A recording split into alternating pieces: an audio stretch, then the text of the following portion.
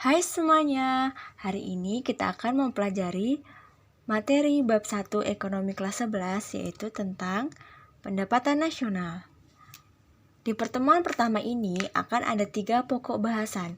Yang pertama yaitu pengertian pendapatan nasional, yang kedua manfaat dan tujuan pendapatan nasional, yang ketiga konsep-konsep pendapatan nasional. Nah, sebelumnya, apakah kalian tahu apa itu pendapatan nasional?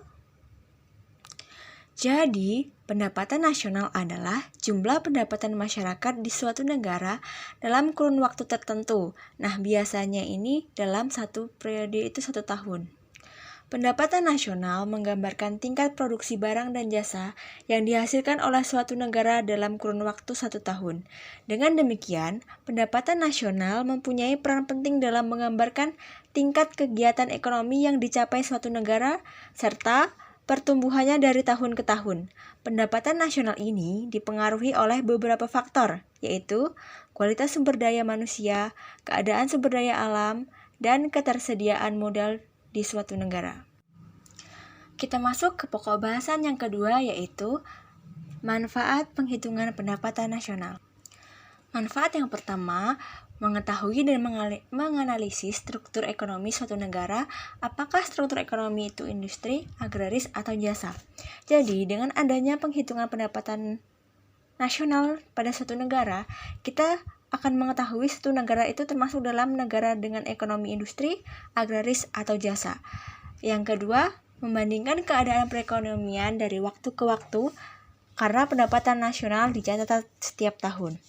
Dengan membandingkan pendapatan nasional dari tahun ke tahun, maka pemerintah bisa mengetahui perekonomian di suatu negara tersebut mengalami pertumbuhan atau tidak dalam 1 tahun itu.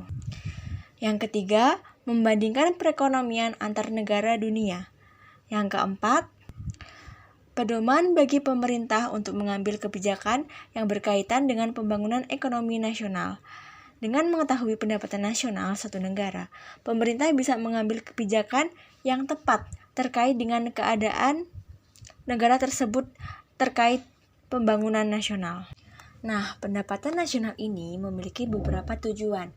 Yang pertama, memperoleh taksiran akurat mengenai nilai barang dan jasa yang dihasilkan masyarakat suatu negara dalam 1 tahun. Yang kedua, membantu rencana dan melaksanakan program pembangunan berjangka untuk mencapai tujuan pembangunan. Yang ketiga, mengkaji dan mengendalikan faktor-faktor yang mempengaruhi tingkat perekonomian suatu negara. Oke, kita masuk ke pokok pembahasan selanjutnya, yaitu tentang konsep-konsep pendapatan nasional. Jadi, apa saja sih konsep-konsep pendapatan nasional? Konsep pendapatan nasional yang pertama adalah produk domestik bruto atau bisa disebut dengan gross domestic product. Nah, produk domestik bruto merupakan jumlah produk berupa barang dan jasa yang dihasilkan oleh unit-unit produksi di dalam batas wilayah suatu negara selama 1 tahun, termasuk hasil produksi barang dan jasa yang dihasilkan oleh perusahaan orang asing yang beroperasi di wilayah negara yang bersangkutan.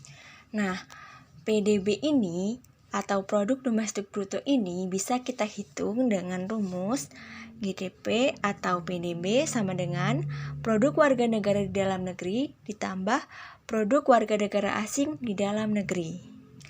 Yang kedua itu adalah produk nasional bruto PNB atau bisa disebut juga dengan Gross National Product GNP.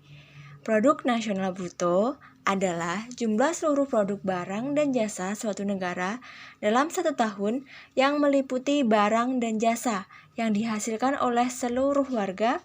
Jadi, pemasukan berasal dari luar negeri tidak terhitung oleh PNB. Nah, untuk mencari PNB ini, kita bisa menggunakan rumus yaitu GNP sama dengan GDP min pendapatan neto luar negeri. Konsep yang ketiga adalah produk nasional neto atau PNN, bisa disebut juga dengan Net National Product NNP. Net National Product adalah suatu nilai pasar barang dan jasa yang dihasilkan dalam 1 tahun.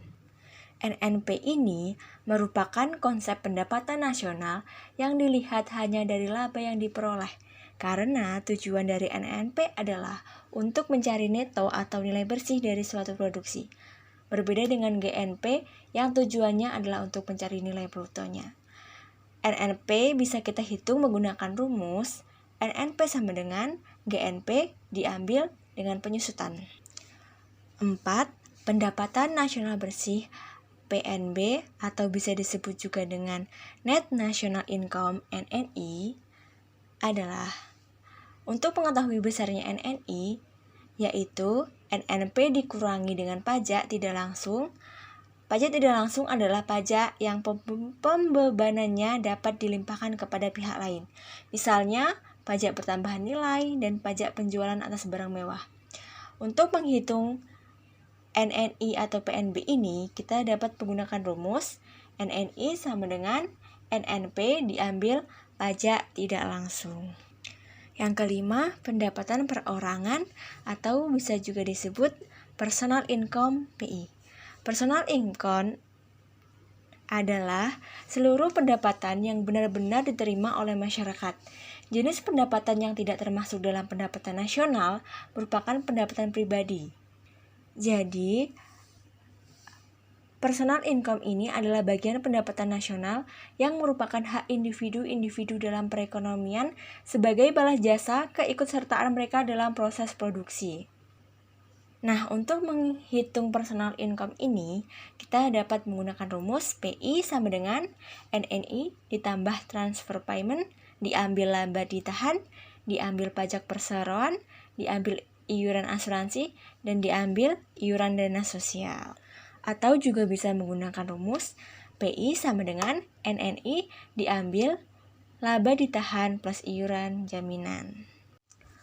Konsep yang keenam yaitu pendapatan bebas atau disposable income (DI). Disposable income adalah pendapatan yang benar-benar diterima oleh masyarakat dan siap untuk dibelanjakan, untuk membeli barang atau jasa, serta dimanfaatkan untuk investasi.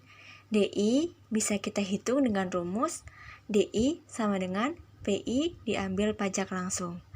Pajak langsung adalah pajak yang bebannya tidak dapat dialihkan kepada orang lain. Contohnya yaitu pajak pendapatan. Nah, itu tadi adalah materi kita mengenai pendapatan nasional. Nah, bagaimana? Apakah teman-teman paham dengan apa yang saya jelaskan tadi? Baik, terima kasih telah menonton video ini. Kita akan bertemu lagi di pertemuan selanjutnya. Bye-bye teman-teman.